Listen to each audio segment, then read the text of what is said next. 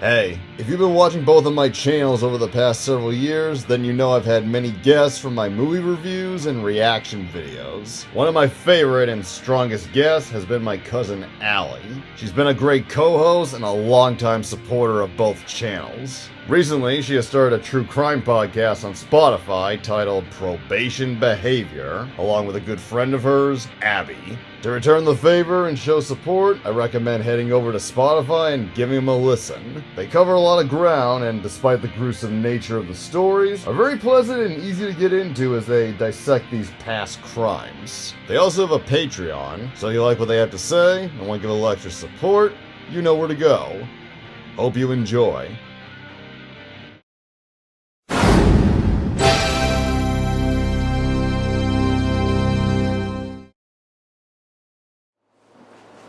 Hello again, I'm Jake. And Alex.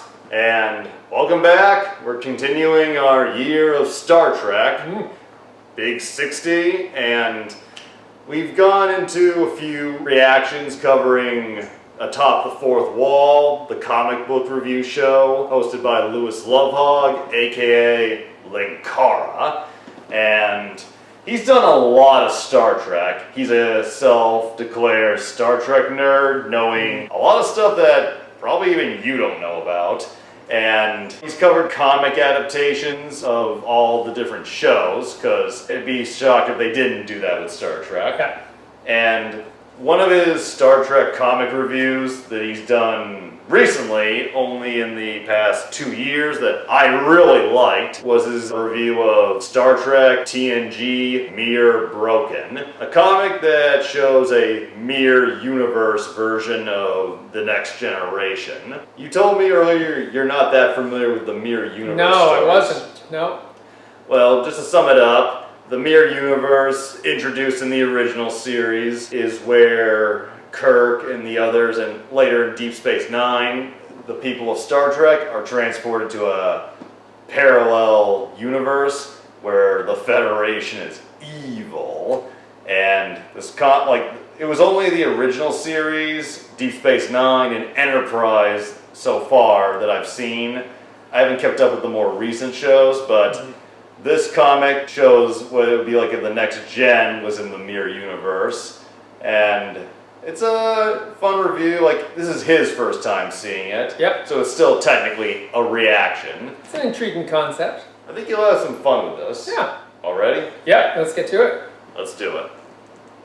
Hello and welcome to Atop the Fourth Wall, where bad comics burn. Patreon sponsored review time again, and we get to cover a Star Trek thing, which always makes me happy. Let's talk about the mirror universe. Chances are you're already familiar with the concept. Even if you're not interested in multiverse stuff, pop culture osmosis has probably made you familiar with the idea of an evil parallel universe. Well, that you watched this show, where an evil version of me kept being a jackass, manipulating my friends, or part of his show's storyline. Before they get eaten by ghouls. You know, I bet other YouTubers don't have to deal with this kind of weirdness as much as I do.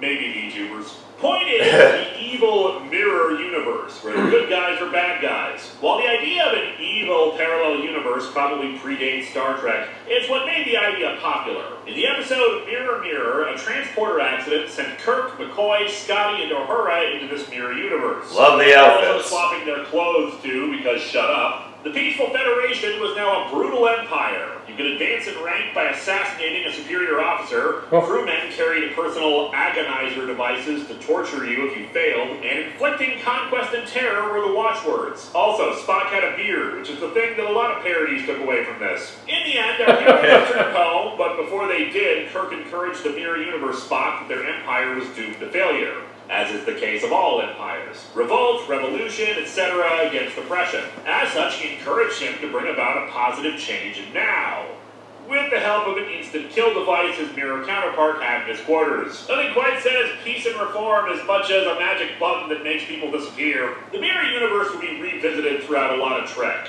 TNG wouldn't, say for the non-canon books, including Dark Mirror, which I originally heard as an audiobook read by John Delancey. And that also featured a space elephant named Commander Wee. And this is why so much of non-TV and movie Trek is non-canon. Still, it wouldn't be until Deep Space Nine the same year as that novel came out that we would get a proper revisit to the Mirror Universe. And unfortunately, it turns out that while Mirror Spock's reforms were successful, it weakened the Empire and made them easy pickings for the Alliance, a rival empire made up of Klingons and Cardassians, allowing them to enslave humanity. Deep Space Nine's Mirror Universe stories chronicled their attempts at freeing humanity. Voyager did not have a Mirror Universe episode pretty much for that reason, though there was a commercial trailer for an episode that made it look like we were going to get one. A shame, but that episode was still pretty damn good regardless, which is not something I can often say for Voyager. Enterprise, being a prequel series, did a fun two-parter set entirely in the Mirror Universe, but also acting as a sequel to another TOS episode, long story there, but really served to prove that you could still have TOS-style sets and uniforms, and they look just fine in modern TV. Funny that, isn't it? Star Trek Discovery and Strange New Worlds. There's plenty I can complain about with regard to modern I don't think you like Trek, Strange but I'm New not Worlds gonna be that much. Asshole. If you like it, you like it, and I'm not going to gatekeep Star Trek. And the funny thing is, I seem to be one of the few people who liked Discovery's Mirror Universe arc. Not going to give away too many spoilers, since it is still relatively recent, even if 2017 feels like a million years ago. But what I like about their version of the Mirror Universe and the This point kind of is. that it really did feel more like a fascist dictatorship, with uniforms matching it to boot. In the original Mirror Mirror episode, Kirk described Mirror Spock as something of a pirate, which seemed to be the vibes they were going for. A lot of uniforms were less military attire, and more whatever loose pirate-esque garb they felt like putting on. And in Discovery's Mirror Universe arc, the Emperor gets deposed. So it kind of makes sense that while the Empire wouldn't entirely collapse from that, maybe in the fallout from it they'd adopt a looser dress code. Don't know why they decided to add in, oh, and humans in the Mirror Universe can't stand bright light, other than we don't know how to light our show and want everything dark now, especially when everything was very bright in Mirror, but whatever. And that brings us to today's comic, a Next Generation story set in their version of the Mirror Universe. Will this be its own thing, or will it match the one we talked about today? Well, let's dig into Star Trek The Next Generation, Broken Mirror, and we'll find out. And his Star Trek exclusive opening credit sequence. As mentioned, very obviously CG, but cool design. We talked about how the CG looked alright on Enterprise. I said the design was a big part of that, and the design here I think is pretty good.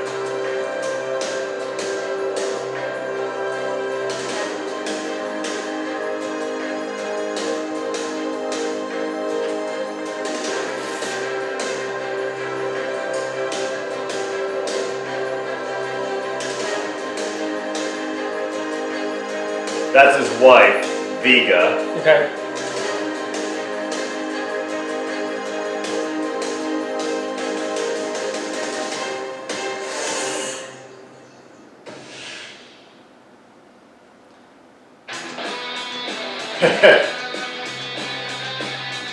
Linkara.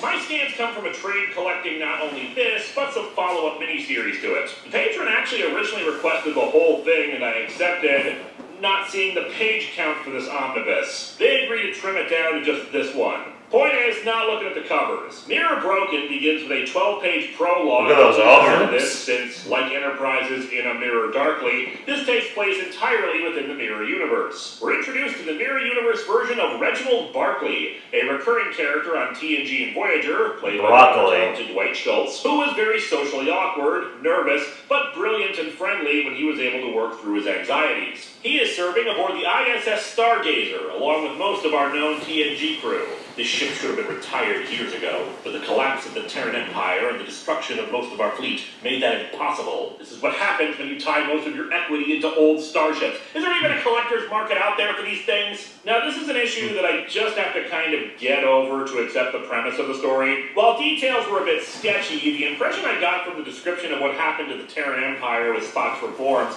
was a general ending of their aggressive fascism. But the thing is, you don't just suddenly stop being a brutal dictatorship. The Terran Empire was bloodthirsty and cutthroat. You'd have to have massive social reforms, how people acted, and a shift in acceptable morality. Sure, Spock had the Tantalus field to protect himself, but it feels like if he didn't reform reform how people actually lived in the Empire, how they acted, and what was considered good versus evil, then his reforms would be doomed to failure because a society built around acquiring power and stabbing everyone else in the back is going to eventually get lucky in trying to push back against these reforms. Especially when the impression we got from the DS9 episodes was that humanity had been enslaved for a good chunk of time before they started up a resistance movement, and that helped them decide, maybe being evil space pirates is a bad thing. I'm not saying that it's impossible that it could have gone like this, but instead of a massive social upheaval, this story seems to take the attitude, yeah, there were reforms, but the main takeaway is really just a weakening of their military power. Everyone still acts like the people from Mirror Mirror. And hey, I don't mind it that much because part of the fun of this is seeing everyone acting so over-the-top villainous, and you can't have that in a reformed society. I'm just saying, if you want to do that, go the route of the Commander Wee novel, and it's a different mirror universe where Spock's efforts were Picard is built. And the Empire just continued on as before. Anyway, back to Barclay. The Stargazer spends its time on patrol duty nowadays. This kind of work is grinding me down day by day. I've been thinking lately that it's time to make a move. Do something dramatic. One-man show theater production of Gilmore Girls, here I come! Like I said, this is still supposed to be the same mirror universe as we saw in DS9, so Barclay narrates how Spock's reforms allowed the Klingon-Cardassian alliance to crush them, but that they still have impenetrable defenses around the solar system. But they're basically bottled in. They'd rather let us slowly starve than have to assault the Imperial homeworlds. The rest of the quadrant scarcely even knows we're still around. Just wait until we launch the reunion tour. Barclay is summoned to the bridge, where we meet Captain Picard and his consort, Inquisitor Deanna Troi, and their uniforms. Ah, Mr. Barclay, let's talk. Take off your sleeves and have a seat. You wonder what the uniform policy is here. I'm not mad about it or anything. In the TOS era, the women's uniform was a miniskirt and a crop top. I don't think the lack of sleeves is really that ridiculous, though I do wonder how they designate who gets sleeves and who doesn't. We're a military dictatorship around here, so I have to show off these guns. Barclay is ordered to assist Lieutenant Yar with security regarding Vulcan slave ships. Troy commenting that he'll do the job nicely. I think she's supposed to be the captain's woman. Again, TOS Mirror Universe reference. Basically the captain's direct sexual consort and trusted confidant, and in this someone's case, fan fiction come to life. To help with Picard's scheming. Although she's called a counselor here, as I said, for the rest of the miniseries she's referred to as Inquisitor, which makes more sense. I mean, when half of these people are power-mad backstabbers and the other half would see therapy as a form of weakness anyway, why would the ship need a counselor? Versus Inquisitor, meaning her job is more like an internal review, sussing out loyalty or investigation into conspiracies aboard ship. Anyway, Barclay is sent to Yar, who punches him in the stomach as her way of saying hello. Seems Yar is a bit of a bully here, saying she doesn't know what good he'll be, but then they get a communication from the slave transports carrying Vulcans. Seems they're rebelling and have taken over 2 of the convoy ships. Yar's response is to have Barclay do a tactical scan of the convoys and blow them the hell up, killing over 1,000 people. Yar thinks this is fine since it'll teach the rest of them a lesson. I wonder if Imperial Command and the Department of Slavery will be pleased with the loss of all those Vulcans, not to mention the captain. Well, that's Yar's problem, not mine. Whoa now, Barclay! I know this is a place with slavery and wanton murder and invasion of privacy by empaths, but laziness?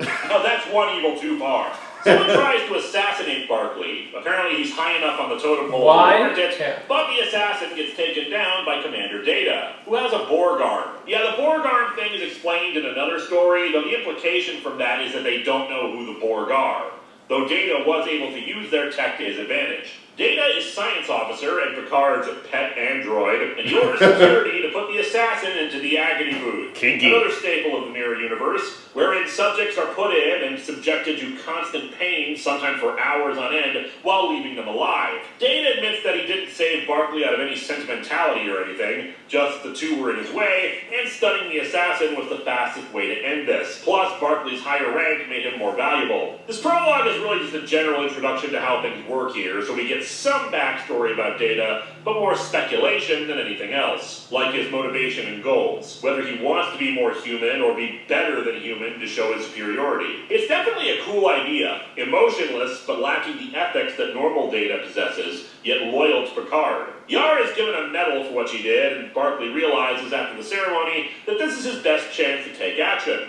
following Picard and Yar as they leave together, and stabbing Yar in the back, killing her. It seems that was what Picard had intended for him.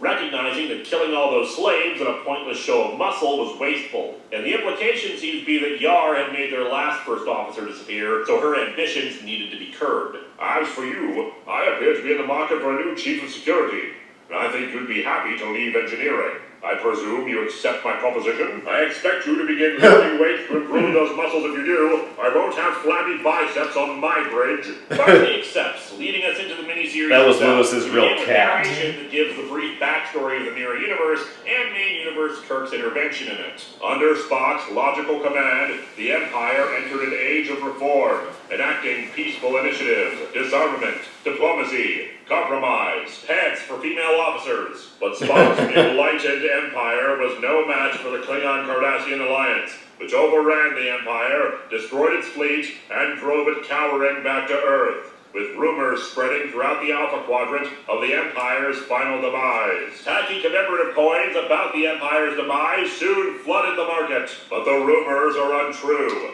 A handful of Imperial ships still remain, intent on protecting Earth and what's left of the Empire. And commanding one of those ships is a man equally intent on seeing it rise again. Unfortunately, it's Mirror Universe Zach Brannigan, who's just as incompetent as his main universe counterpart. Well, of course, it's Picard, and he narrates to himself the value of patience. Not complacency or inactivity, but patience. Waiting for the right opportunity and for an enemy to make a mistake before striking. This is illustrated by a chess game that he is playing against no one. So I guess he's just patiently waiting for someone to play him. Anyway, he summons the bridge and meets up with Troy on the way, who reports that the crew are feeling discontent and disillusioned as things continue to go badly for the Empire. However, the only thing that's providing any hope is a rumor of a new warship being constructed. Ridiculous. If that were true, my sources would have informed me. My uncle who works for Nintendo has never let me down before. On the bridge, long-range sensors have detected a Cardassian ship on the edge of the system.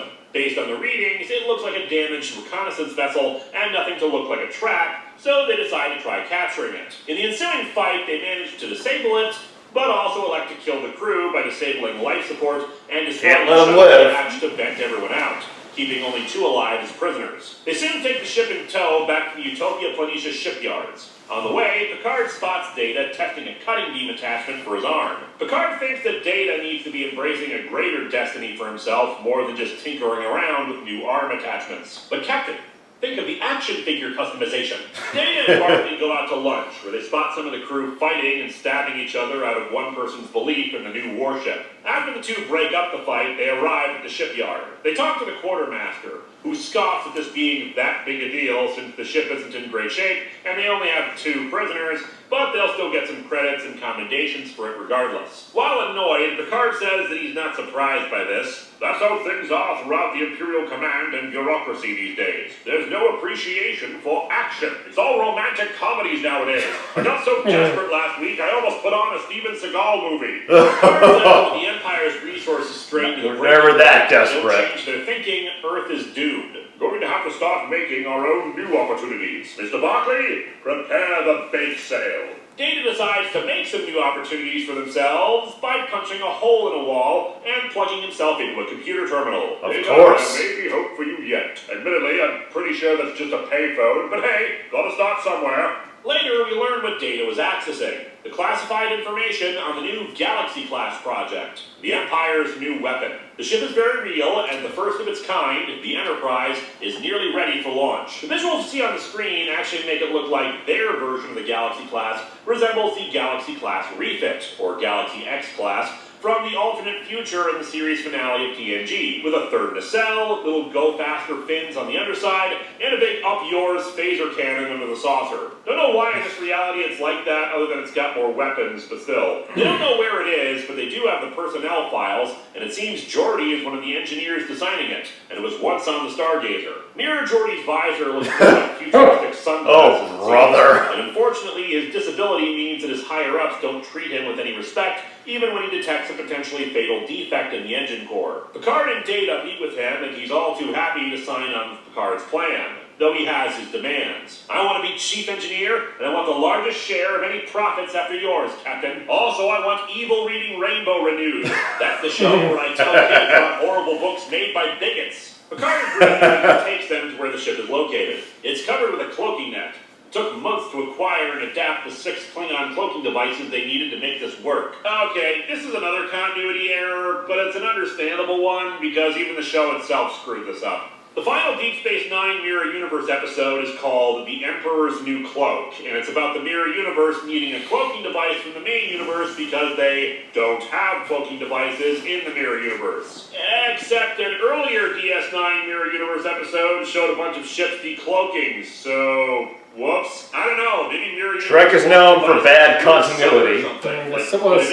Radiation that takes away people's beards, and they found that unacceptable. Anyway, next issue. Picard does a workout and thinks about how he needs to trust subordinates if his plan to steal the Enterprise is going to work, which is already not easy to do when your crew is always trying to assassinate you, as one attempts to do with the job. But the general arrogance of thinking everyone's inferior to you. They're executing their plan now. Geordi coordinating with Barclay and Data to get the command codes and security clearance they'll need for the job. Picard says Troy will have 2 jobs. First is to do crew evaluations to see who among the Stargazer crew they can rely on to help with the plan, since they're going to need a crew for this thing. Second, they need a high-ranking contact on the Enterprise to make this work, and that would be the ship's first officer, Mirror Will Riker. Except in the Mirror Universe, Jonathan Frakes hosted Unsolved Mysteries instead of Beyond Belief.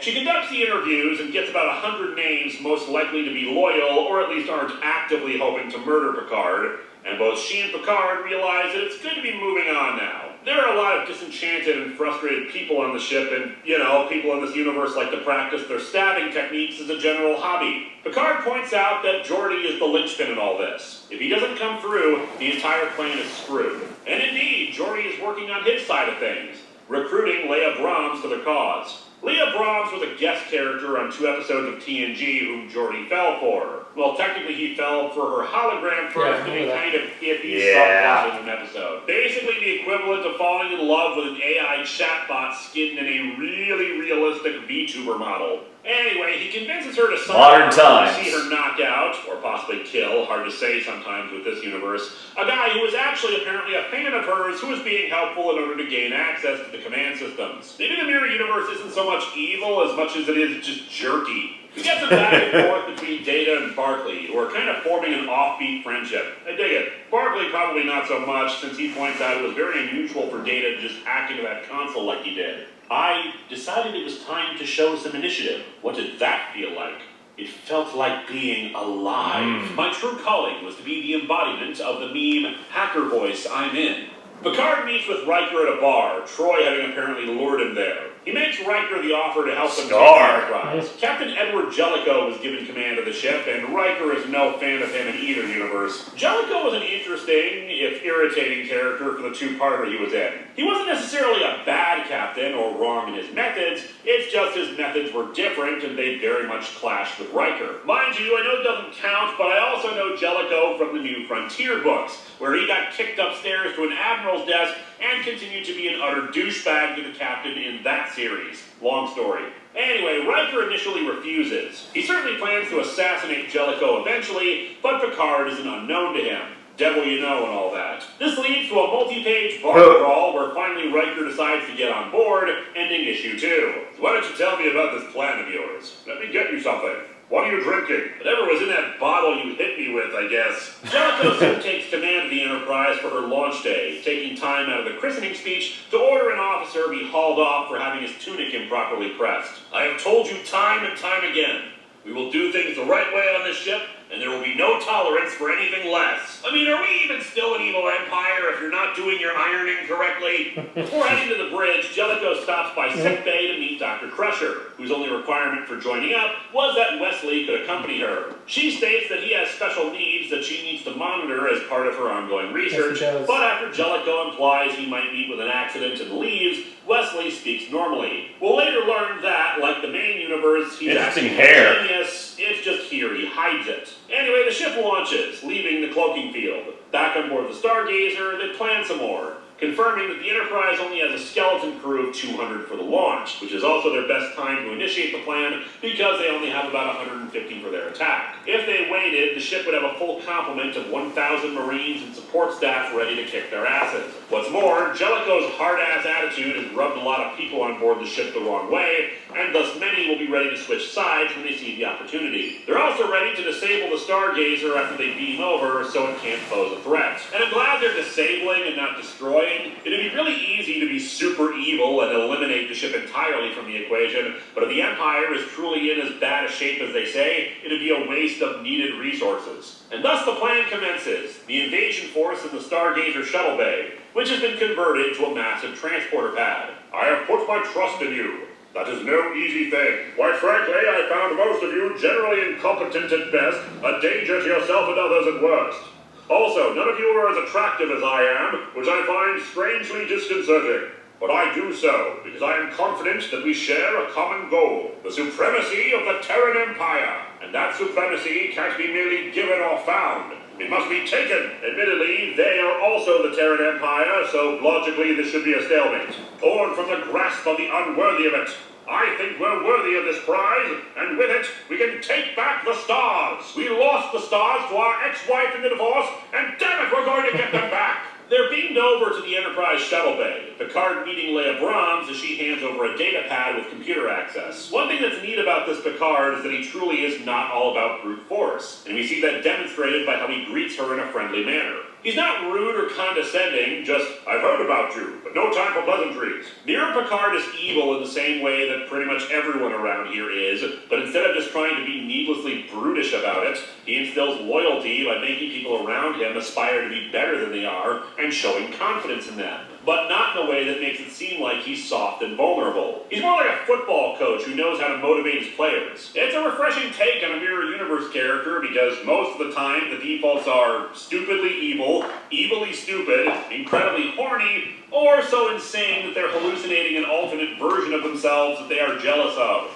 Anyway, point is, they quickly get to work taking the ship. LaForge securing engineering by vaporizing the guy who had insulted him before, Troy taking the transporter room, and Picard taking the bridge. Jellicoe orders his men to return fire, but Picard asks if anyone's feeling that loyal to him right now, and they all stand down. Commander Riker, would you mind relieving Mr. Jellicoe of his weapons? You were correct.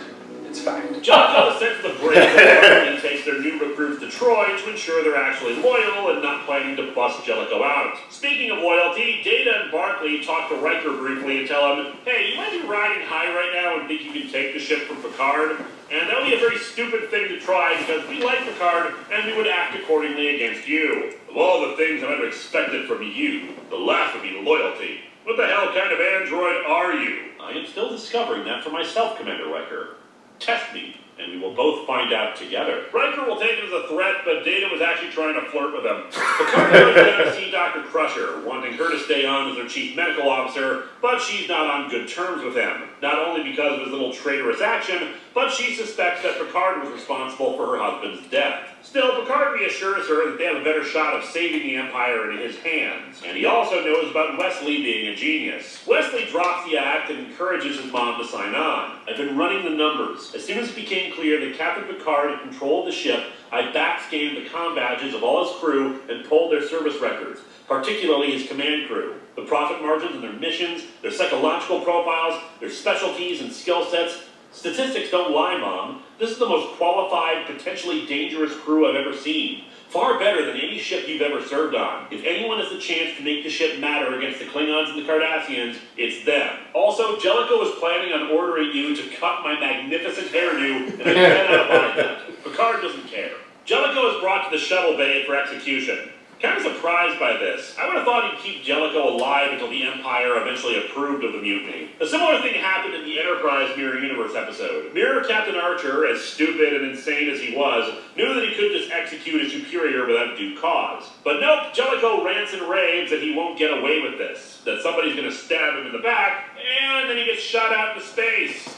I don't think we quite get this close-up shot of his face during explosive decompression either, but hey... Maybe it's a reference to Ronnie Cox and Total Recall. Post-it note over that panel, I guess. Anyway, next issue, we learn that in this universe, Picard keeps Guinan in an isolation pod that they've beamed over. Not as a prisoner, but rather for the protection of the crew, because she's very unpredictable. Like in the main universe, her species was destroyed, they don't mention the Borg, just some kind of planetary genocide, and drove her into a slightly less stable state that she's in now. However, Picard and her apparently have some kind of mutually beneficial relationship, and he very much values her counsel. Anyway, while they were victorious, they now have the practical realities of what they've just done. The crew still has a bunch of Jellicoe loyalists on board they need to get rid of, and just barely enough crew to run the ship efficiently. And even then, a lot of key positions are taxed. They only have one qualified navigator on the ship who will be remaining with them, and she can't work 24 hours. For that problem, Picard decides to enlist Wesley, revealing to them how he's been hiding his genius for years. Isn't this an awfully big gamble? Our last gamble turned out rather well, Commander. And I'm feeling lucky. Sir, you said the same thing when we bought those lottery tickets last month, just because you won $10 on a cheapo one. They arrive at Neptune Station, a prison facility whose administrator is an old friend of Picard's. They'll drop off the Jellicoe loyalists there, where the administrator will experiment on them a bit, using the old neural neutralizer from the TOS days to alter their memories of how they were treated. Meanwhile, Troy goes to see Riker in private and suggests to him that he could still try to take over the ship alongside her, but they have to wait for the right time. This goes nowhere in this miniseries, but enough of that. Picard goes to sickbay to recruit Wesley, much to Dr. Crusher's reluctance. Wesley, however, recognizes the situation they're in and volunteers. Excellent. Go see the quartermaster and have him issue you a uniform on my authority. You're not serving on my bridge wearing a sweater. Unless it's Christmas time, in which case the dress code is ugly sweaters. It seems my joke about Wesley's hair was premature, since once he arrives on the bridge, he's got his normal haircut from the main universe. Picard promises that things are going to change in the Empire, but it seems the Empire isn't ready for change, as the Stargazer arrives with two other ships, the Horatio and the Arnold, to intercept the Enterprise. The captain of the Horatio was an old friend of Picard's in a TNG episode, but he's not here to be nice, ordering them to surrender, and of course Picard refuses. The Enterprise easily holds up to the pounding from the three ships, and a returning shot from them knocks out a good chunk of the Horatio's shields. However, before they can continue the battle, they soon find themselves surrounded by a massive fleet of Klingon and Cardassian ships, leading us to our final issue. They're hailed by Gul Dunar of the Cardassians, and I do wonder if this was a typo and they meant it to be Damar, a character from DS9, since it looks like him in one of the panels, but I couldn't say. They order the Enterprise to surrender. Picard refuses, and the Alliance ships destroy the ISS Arnold to demonstrate their superior firepower. Still, we saw how powerful the Enterprise was. This super advanced warship that could knock out over half a ship's shields in a single blast. Clearly, Picard only knows the one thing to do at a time like this. Love Monty Python. Honestly, yeah, even with the superior firepower, they don't stand a chance against that many ships.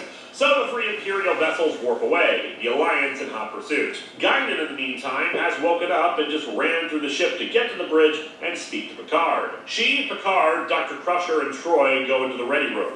I just need to talk to him now, before it's too late. This ship's gonna get blown up any second now, and I'll be damned if nobody changes those awful sheets on my bed before that happens. Guinan tells him that she knows what happened a minute ago and that he needs to stop having pissing matches over the view screen and instead focus on being 2 steps ahead of his enemies. Picard agrees, Crusher confused how she can know all this, but apparently Guinan's abilities are even more pronounced than they were in the main universe. In any case, back to the crisis. The other ships are in pursuit and gaining on them. The Enterprise could outrun the Alliance fleet, but the Horatio and Stargazer would have to get left behind, and Picard refuses to let 2 perfectly good ships go to waste. Wesley comes up with a new solution. Give the Alliance more targets to shoot at, so they can't concentrate their fire as well. The Enterprise has the saucer separation ability, plus they can launch the captain's yacht as a smaller fighter too. They can also coordinate their fire together with more ships on their side. Riker is given the task of flying the yacht. I just noticed exactly a great job. Riker's beard has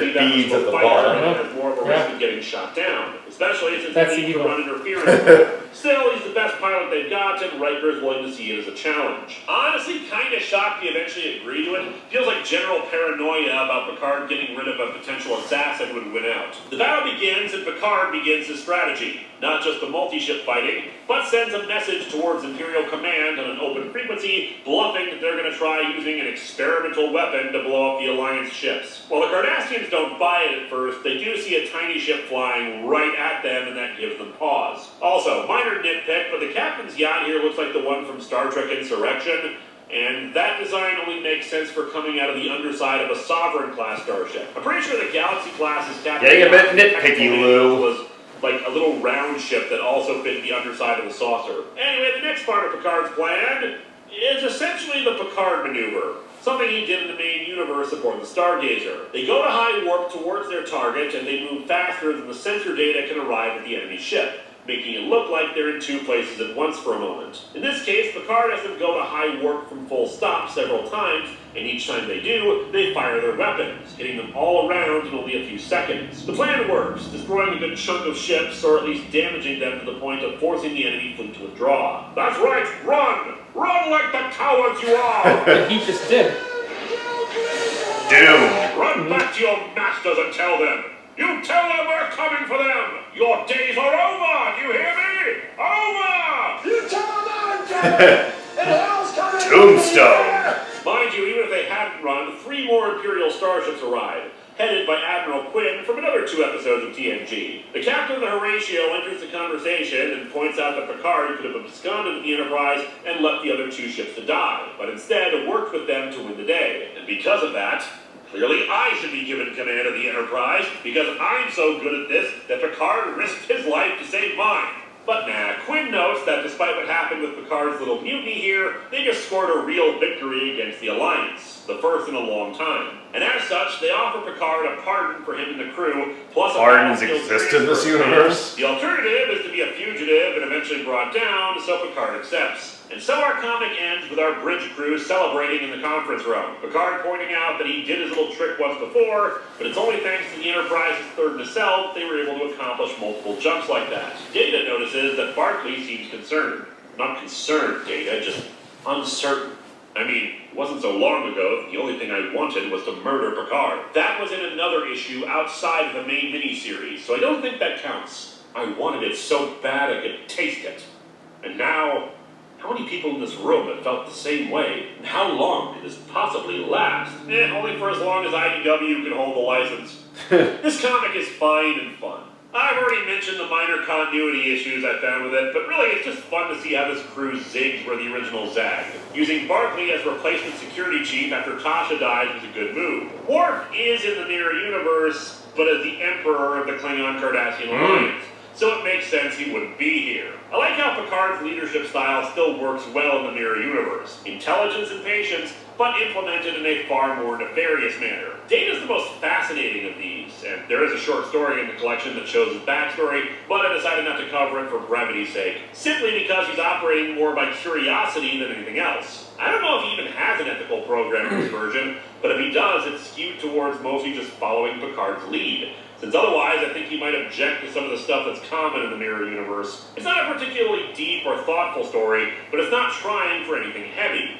It's just a bunch of mustache-twirling villains being villains. Protestations about the glory of the Empire notwithstanding. The photorealistic art comes to us courtesy of J.K. Woodward, the same artist that The art looks great in my opinion. Crossover, and it looks pretty good. I'm very fond of the style, and the detailing is excellent. But I think the colors on backgrounds are a bit drab. Not bad, just a bit gray. The colors that are supposed to pop and be more distinct feel a bit washed out at points, and thus blend in more as a result, sadly. Also, while I know they don't trace things in the same way Greg Land will trace, I did recognize 1 or 2 spots that they got particular facial expressions from on the show. And that's fine for using it as reference, but it also was distinctive enough for me to recognize the source, and that could take some people out of it. Helps that I'm an enormous nerd. I'm fine with it. But yeah, good stuff overall. Next time, another Patreon-sponsored episode as we look at the first 2 episodes of The Peacemaker Show. DC show. So, with this probably being your biggest exposure to the mirror stuff, what'd you think? There's a lot there. It's hard to keep track with some of it. Lewis does cover a lot, but I think he does a reasonably good job at it. Yeah. And what do you think of the concept of the mirror universe? I think that's intriguing. And it's interesting how they kept going with this particular creator with other, issues and other spin-offs and mini-stories. Yeah, and the actors generally like doing the Mirror Universe episodes. Gives them a chance to ham it up. Yeah. And I like very engaging seeing the Mirror Picard. Sure. And and it kind of stayed true to his character. Yeah, give it a dark spin. Unfortunately, the other Mirror Universe stories in Omnibus aren't as good as the first one. Mirror Picard seems a bit dumber. There was also an alternate Mirror Universe follow-up in the comics set between Search for Spock and The Voyage Home. Should do something with that eventually. I enjoyed this episode. Yeah, it was intriguing to see this different take. Some of the things were head-scratchers, but... I arranged this ruse of an award ceremony. And that's when I contacted you. Yeah, this medal I pinned on her tunic, check it out. It's actually made of chocolate. Hello, my friends. Please take... I liked how he did the voices. I thought that was pretty good. What he added to it himself. Yeah, that's the thing with Lewis. He is great at impressions. And he does it, it's kind of like an audiobook where you can know it's the same person doing the voice, but they do enough of a spin that you can just go with it. I thought that was probably the best part of the review. Some parts of like Lewis has a lot of great jokes. I like how he puts the quips in here and there. Some are funnier than others, but I think my favorites involve like the bit where he's like, "No one will have flabby arms on my ship," and the haircut. Yeah, that was good. Very interesting parts of the comic that he showed here was how big a role Barkley had. Yeah, that was a little surprising. Yeah, because Barkley, like, he's notable, but he was only on a few episodes. It was cool to see, yeah, a little in tune with his original, but also, again, changing it up enough. And I agree, I like seeing the kind of weird friendship he has with Data. Yeah. And that final line of, how long can this last? There was some, I just feel like the comic tried to do a little too much, you know, and tried to cram so much into this one story. I could see that. Maybe if I read it in its full length, it would seem a bit much, but I like how he covered it, presented it here, and I think my favorite joke from the comic itself was that dig at Wesley's season 1 wardrobe. You're not gonna wear a sweater on my bridge. And not my favorite character overall. I don't hate him as much as others, but I agree. The early season 1 particularly, I mean, all of season 1 was a bit rocky. It was a fun twist on how they did their version of Tasha Yar getting killed. Yeah, it's an interesting comeback there. And Captain Jellicoe from the episodes where Picard is captured by the Cardassians. It's cool that they included him because Ronnie Cox, I'm a fan of him. He plays characters you're either not supposed to like or complex very well. And I liked how Lewis included all the footage from the other Mirror episodes, including the Enterprise episode.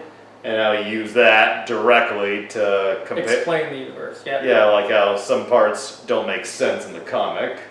Now, one thing that completely made sense is Riker, because that's how I've always seen Riker, as evil and manipulative. So. Yeah, Riker, when you come down to it, a bit of a prick. But yeah, I enjoyed this. This is one of my favorite Atop the Fourth Wall episodes in recent years, and in a way, like, because as he said, a lot of the Star Trek novels are not canon. Essentially, they're just fan fiction. Yeah. But with the right writer, fan fiction can be pretty effective, so I'm down for what he showed here, and maybe we'll come back to it again someday. Yeah. Hope you enjoyed our little forte into the Mirror universe. Yeah, thanks for exposing that to me. And maybe you'll get to, like, I know you're not the biggest fan of the original series, but the original Mirror episode is the one that started it all, and it is considered iconic for the Star Trek fans. Yeah, that's the one that would probably check out the most. Spock and the beard. Yeah, and Riker, it's funny, they gave him that extra long beard here, because he's already bearded. Although, it might have been funnier if in the Mirror universe, he's completely shaved. Maybe, yeah. But they gave him like the little pirate dreads. Which, as he said, almost fits with all the pirating crap going on. Yeah. And Hope you enjoyed our reaction. See you again, hopefully soon. Enjoy.